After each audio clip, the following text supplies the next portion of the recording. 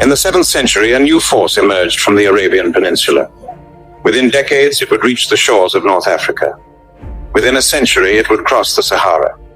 Within centuries, it would reshape kingdoms, trade routes, identities, and destinies. Some call it liberation. Some call it empire. Some call it faith. But history remembers something more complicated. This is the story of Islam in Africa. Not as myth, not as propaganda, but as power. Before Islam reached Africa, the continent was already a tapestry of civilizations. The Christian kingdoms of Aksum, the Roman and Byzantine provinces of North Africa, Berber confederations, Nubian Christian kingdoms like Makuria, traditional African spiritual systems across the Sahel and West Africa. North Africa was largely Christian under the influence of the Byzantine Empire. Carthage had fallen centuries earlier, but its legacy lived on in the urban centers of Ifriqiya. Africa was not waiting to be civilized. It was already complex. After the death of Muhammad, the Rashidun and Umayyad caliphates expanded rapidly. By 640 CE, Muslim armies entered Egypt. Within a decade, they had defeated Byzantine forces at Alexandria. Egypt fell.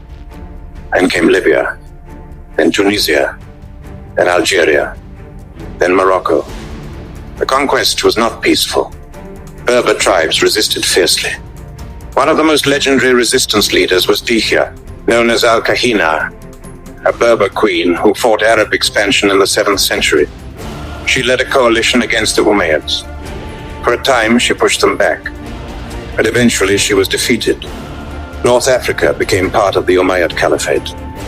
Conversion was gradual, but political control was swift. Conversion did not mean equality. Arab rulers often treated Berber converts as second-class Muslims. Heavy taxation and ethnic discrimination led to the Berber Revolt of 739 to 743 CE. It was one of the largest uprisings against Umayyad authority. Eventually, Islam became indigenized. Berber dynasties would later rise. The Almoravids, the Almohads. These were African Muslim empires, not Arab colonies. Islam in North Africa became African. Now we move into one of the most difficult chapters. Long before Europeans dominated the Atlantic slave trade, there existed a Trans-Saharan slave network linking West Africa to North Africa and the Middle East. African captives were transported across the desert. Many were enslaved in domestic service, military roles, eunuch servitude, agricultural labor. The trade lasted over 1,000 years. Some estimates suggest millions were transported over centuries. But here is the complexity. African Muslim states also participated.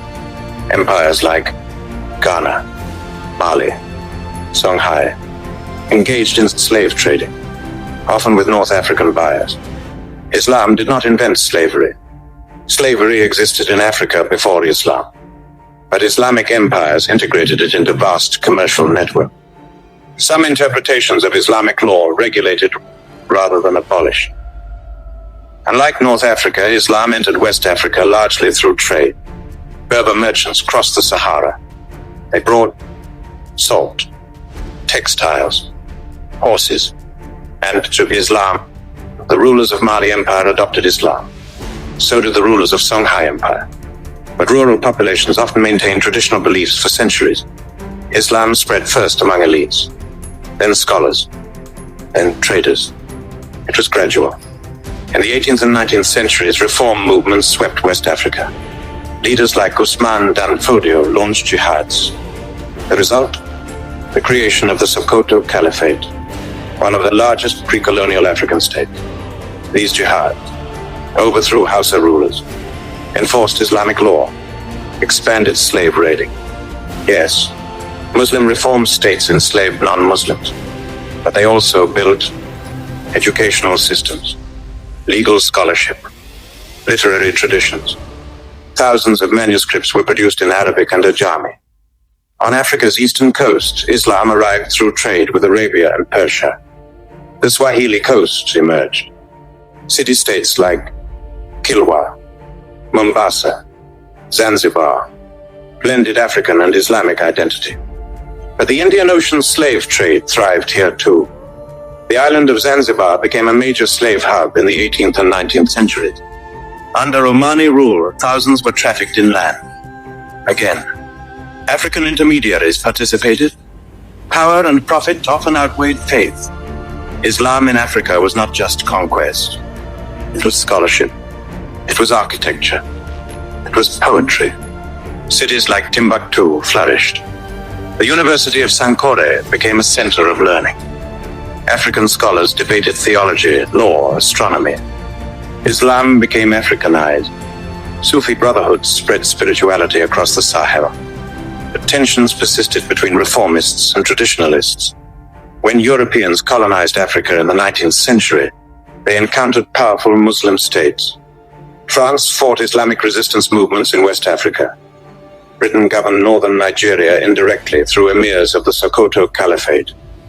Islam became both a tool of resistance and a structure of colonial governance. Today, Africa is home to hundreds of millions of Muslims. Countries like Nigeria, Senegal, Sudan, Egypt have deep Islamic histories. But debates continue. Was Islam imposed or adopted? Did it liberate or stratify? Was slavery religious or economic? How much was African agency versus foreign domination? The answer is uncomfortable. It was all of it.